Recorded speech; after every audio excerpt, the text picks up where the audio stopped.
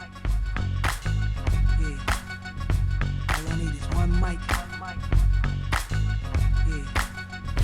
All I need is one mic. Hey everybody, welcome back to One Mic, where I watch shit so you don't have to. And today I'm here to talk about Season 3, Episode 4 of HBO's Succession, entitled Lion in the Meadow. Before I even get started, I want to apologize. This video is getting up a little bit later in the day than I would like. I did a video for Dexter earlier, so I put that up first.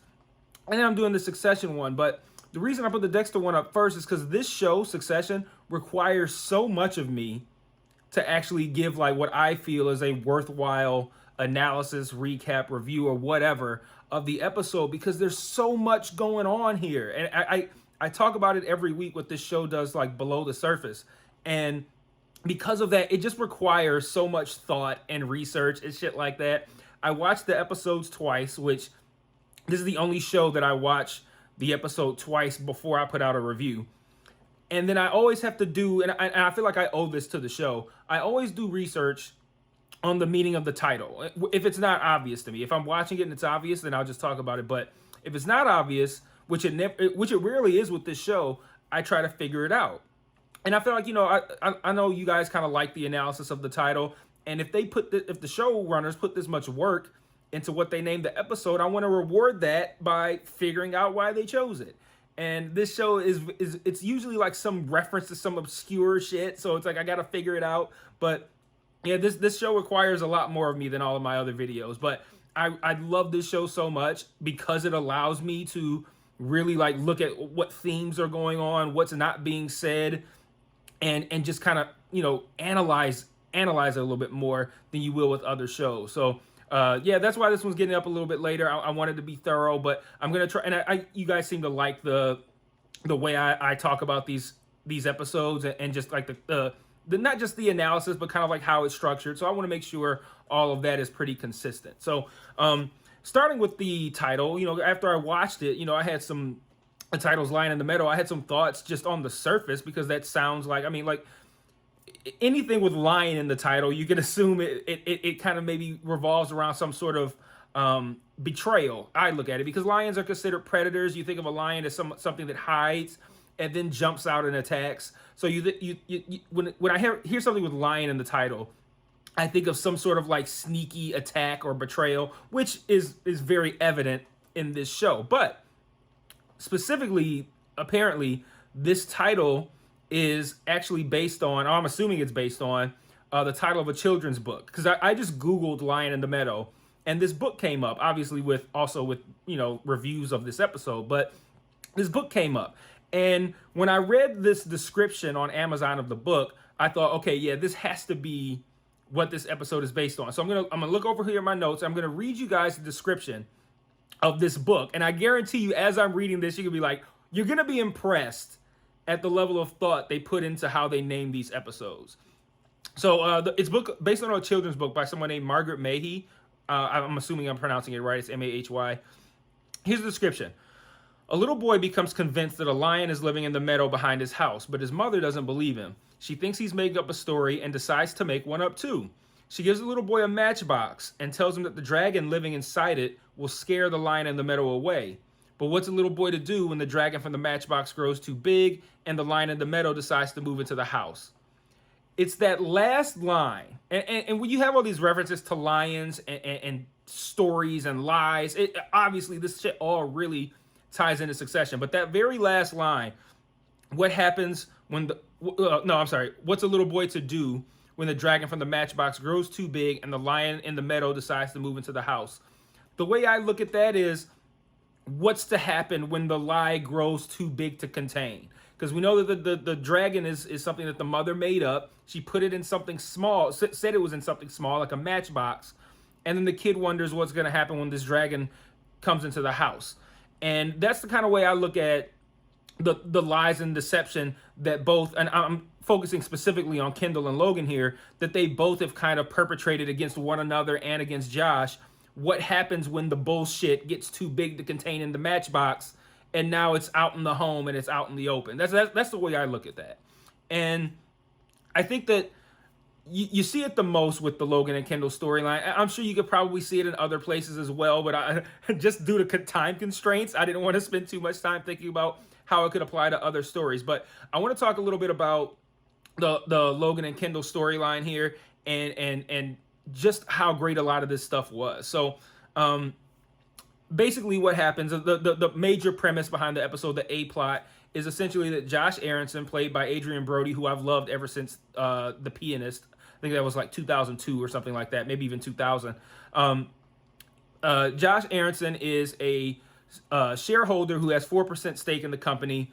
He's considering siding with Stewie and Sandy, and that level of movement to their side could cost the Roys the company. And Josh essentially says, I'm considering doing this noisily, according to Frank, I believe, but he's willing to sit down with both Kendall and Logan together and talk about it. So he also says he wants them to fly out to, I think it's like his island or something like that, because his kid is sick and he doesn't want to come into the city. So they go out there. They originally planned to meet on the tarmac prior to meeting with Josh to kind of like discuss game planning kind of for 10 minutes, and then they were going to go there together. Kendall assumes, based upon being told that him and his team are supposed to fly out first, that Logan has no intention of actually meeting on the tarmac. So he one-ups him, does the same thing, and skips the tarmac meeting and shoots straight out to Josh's place to kind of start the negotiations and to kind of like, suck up to him a little bit. Josh kind of doesn't really buy all this. He's a little hesitant. They have like this fake kind of hey man, you should come party out for my 40th. Yeah, I really like you, man. Like, oh yeah, I'll totally do that. I know everybody. It'll be great. Like all this bullshit, right? But Logan shows up and he makes him an offer. And this is kind of the start. And when I say makes him an offer, it's not very explicit, but it's a pitch. Yeah, it's more of a pitch. Like, this is why you should stick with us. And Josh doesn't really buy it. He says, that's not how this works. And then he like gets up to take a call. And this is the point where I feel like the Logan Kendall storyline here really took off in this episode, because he leaves them by themselves and they sit there in silence for the first of what is 2 times in this episode. And, I say every week that this show does a lot with what isn't said and what's in between the lines and below the surface. They took that literal and had them literally say nothing, but it said so much. Like, that like they both want to, and I think Kendall more so than Logan, there's so much to say, because this is the first time they've interacted since Kendall's, whole airing out of Logan or whatever. There's so much to say. Logan has talked so much shit about him since then, constantly calling him names, calling him a Judas, all that. They're there now in that moment with the option, with the ability to not even necessarily hash it out. Maybe just go at each other's throats, and they both sit there and they don't say anything, and it's super awkward. And it's such a great scene, because we as the fans know all the tension that must be there. Like it feels tense, it looks tense, and nothing happens. And I just love that they like really took what I said. I was gonna say took what I said, like the fucking show watches my videos, but they really took what I said about all that's said, all that's unsaid on this show, and reading between the lines and beneath the surface. They took that literally and just had them say nothing, which said so much. And I thought that was such a cool scene. And then they do it again later. So we get to a point where Logan makes a pretty passionate pitch on Josh again that revolves around Kendall being a good kid and he loves them and everything's gonna be all right. And this seems to work for Josh. Like he says, okay, throw in these couple other things and I'm in, boom. And again, he gets up to take a call and he leaves. And they just sit there in silence again. And this scene's even better, because there's a lot of glances that take place in this long, awkward silence. Kendall looks over, 2-3 times. Logan looks over, I think once or twice. And you can tell it's one of those things where Logan knows he's full of shit, like himself, that he is lying when he's saying all these nice things about Kendall. Kendall probably knows he's full of shit as well, wants it to be true, doesn't want to ask, and keeps looking over there like he's trying to work up the nerve to ask. if he wants Logan to say so. It's so awkward. And again, there's so much there and they say nothing. And that's what makes this show so great, is that you can literally have two characters say nothing and it's powerful. And you don't get that without really building up your characters and building up this story and building up this groundwork to where all of that tension, you don't have to say anything because we already get it. And I love that scene so much. And, you know, eventually they walk off. They've been hiking. Logan doesn't want to show any form of weakness in front of Josh, which makes sense, right? You don't want to show that. So he fronts like he could keep walking. He doesn't. He struggles. He looks what appears to be a heart attack, but they say it's from the sun. And I found that weird because they were all dressed for cold weather. So like I feel like it can't be that fucking hot. But whatever the case may be, Logan kind of falls out. And then the final, I think, great scene in the whole Logan and Kendall dynamic that happens here is that after Logan finally sits down, he has no choice. Like, you know, he didn't want to show weakness, but like he's really falling out. He has to sit down. Kendall starts to kind of pitch to Josh again. And it's so little. He doesn't say anything. He says something like, so, you know, the thing is, and Josh just is like, stop it, bro. Just take care of your fucking dad. And Logan looks up at him like, you stupid motherfucker. Like you might have just blew it right now by not tending to me while I'm clearly in a bad way and trying to still kind of pitch to Josh instead. You might have just fucked us. And that's exactly what happens. And there's a great scene at the end where Roman kind of cuts into Kendall, you know, saying like, you allowed our dad to, you know, we might lose this company in the shareholder meeting. Josh saw that he was withered. He was weak. You know, you didn't do shit to help him.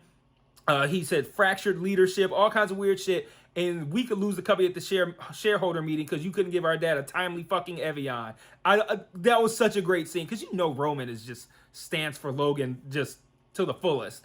But everything was true. There was a whole lot of that in this episode where people came at someone else with all true shit. Logan and Kendall did that with each other. Kendall, you know, laid out all the things that Logan has done wrong and about the perception of him, all true shit.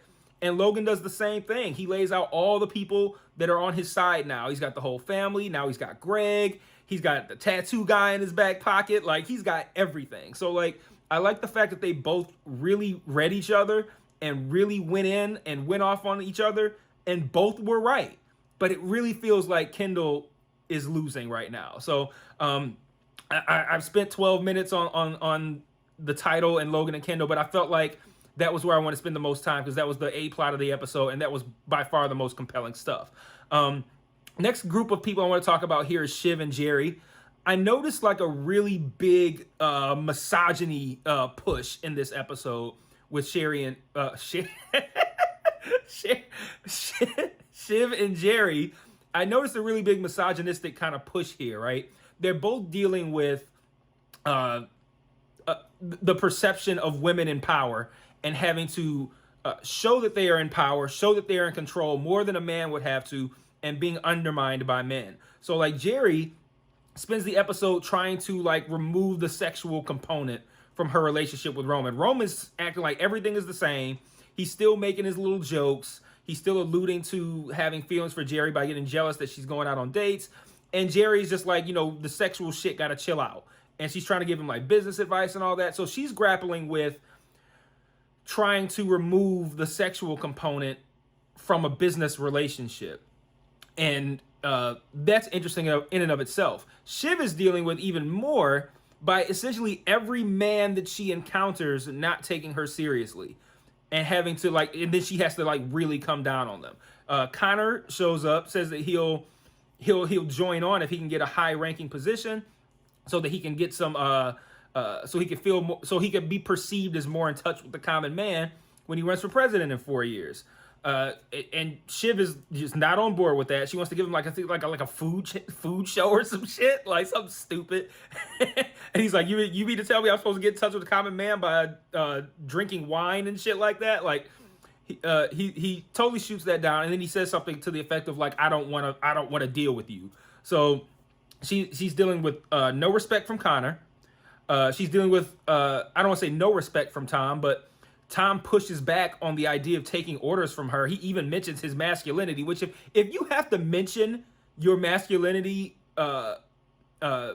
being, I guess, up to interpretation based on how how you interact with your wife or whatever. If you have to mention your masculinity, you ain't got none. So like, don't worry about it. Like if you have masculinity, you don't give a fuck how people perceive your masculinity.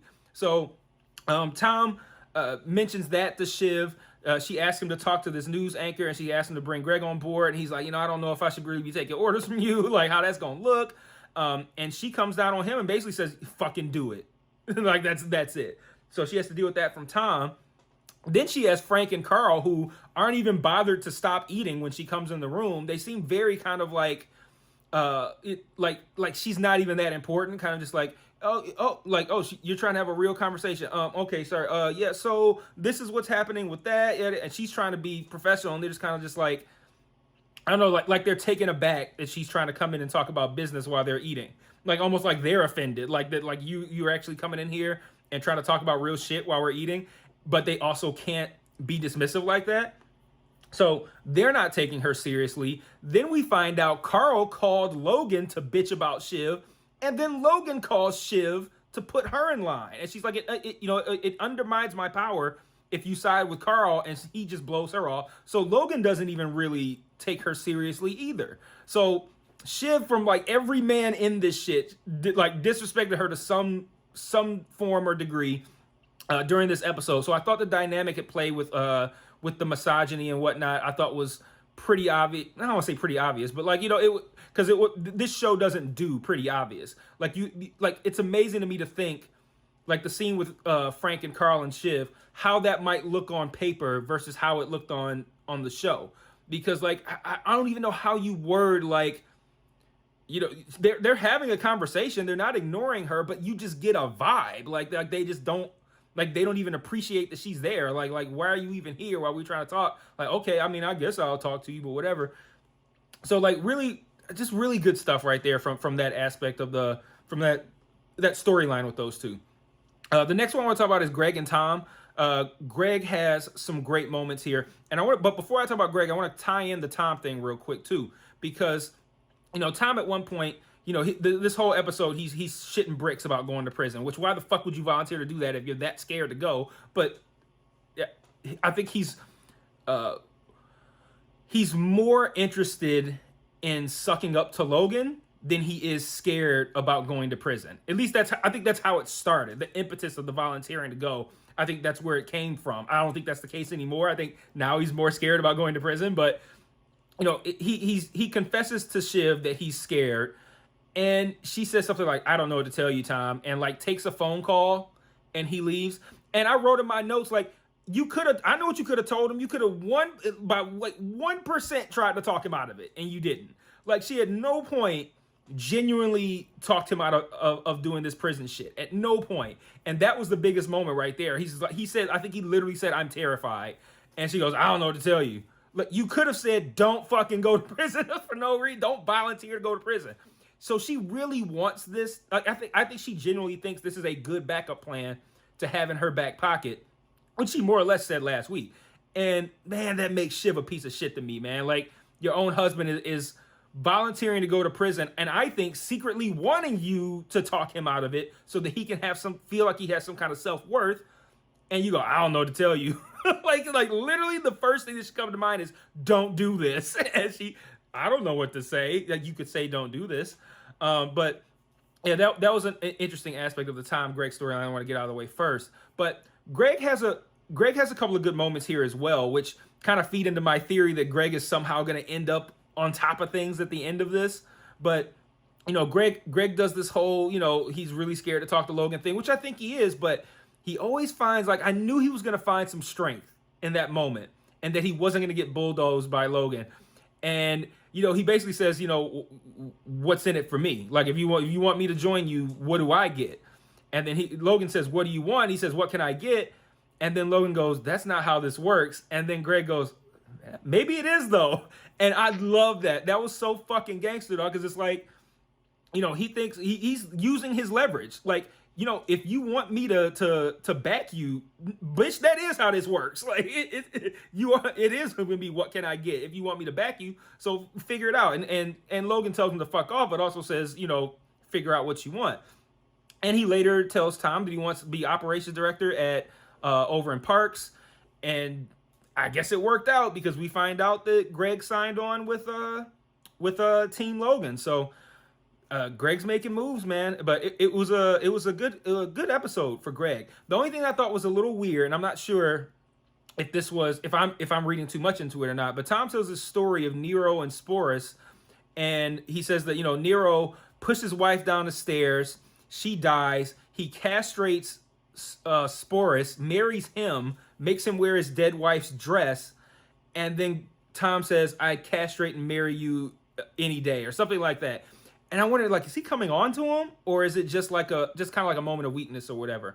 And Greg says, "Are you okay?" Then Tom, for some reason, wants to start play fighting, and Greg goes, "I don't want to do this." And then Tom goes, "Neither do I." And I felt like that was such a loaded response because he shouts it back. And we know he's talking about he doesn't want to go to prison. He's not talking about he doesn't want to play fight with Greg. The things that Tom does to mask how he really feels are always so weird to me that I can't really read what's going on with Tom sometimes. But really great stuff there as well. I'm going to wrap up. I'm at 21 minutes, so I'm longer than I would like to be. But I'm going to wrap up with a couple of thoughts real quick. So I have just a couple of things that I thought were interesting or funny or dope. I really like the transition into the main theme at the beginning of this episode. You have Kendall, he thinks that he's being fired or something, and because they want to have a 5-minute conference call with him, and he says, I need the room or whatever, and he's pacing by the window, and the music kind of starts to come in, and then it transitions to the theme song. I thought that was just a particularly good transition into what is not just the greatest theme song on television today, but one of the best of all time, I believe. I really also, in that scene, I also really like the line of he just kind of threw it out there saying that he doesn't think him and Shiv can come back from that letter. And makes sense to me, but I'm glad he put it out there. Roman gets a side story with this tattoo guy who, at Kendall's bachelor party, they tattoo Kendall's initials on his head just for like shits and giggles. And Roman calls him a poor. And this guy, like I think he called him homeless too, but he says something like, Jerry asked, "You really want to use this against Kendall?" And he's like, "You kidding me? Wokahontas?" He's like, Wokahontas. And he says something like, paying a poor to tattoo his forehead, something like that. But he called him a poor. And I just thought, man, like Roman's looking like a real piece of shit in this episode. Cause Roman, we forget, has not been kind to the common man. You remember it might have been like the first episode where he tore up that $1 million check that he offered that kid if they hit a home run or something like that. Like, and then now you find out he was out here like tattooing foreheads and shit, and now he wants to use that against his brother. Like, yeah, Roman's out here, man. But I thought those lines were funny. The calling him a poor, and I didn't think a poor was I think it was kind of funny, but I was more interested in the fact that he used that term. And then Wokahontas I thought was also really funny as well. And then I liked him going off on Kendall at the end with the whole Avion line, like I mentioned before. I really liked at the end of Greg's conversation with Logan, he looks at this guy over there and he's like, "I don't know how I used to do this in the 60s, presumably day drinking." And he was like, "60s, man." And he was like, "Was it a better time? For some, not for all." I thought, like, the way he awkwardly rambles for too long is just hilarious to me. And then I love how, well, actually, I already talked about this. The moment when Logan falls out and he kind of looks at Kendall like, "You stupid fuck," after Kendall tries to continue to kind of like pitch to try to save this and pitch to Josh, after his dad just fell out. I thought that was a great scene. So that's all I have for this week. Another great episode. I hope you guys appreciate the level of insight and thought I put into talking about the title, talking about what's going on with Logan and Kendall, talking about what's going on with Shiv and Jerry. I thought these were big moments for these characters in this episode. So I'm going to wrap it up now. I'll see you guys next week for episode 5. Until then, peace.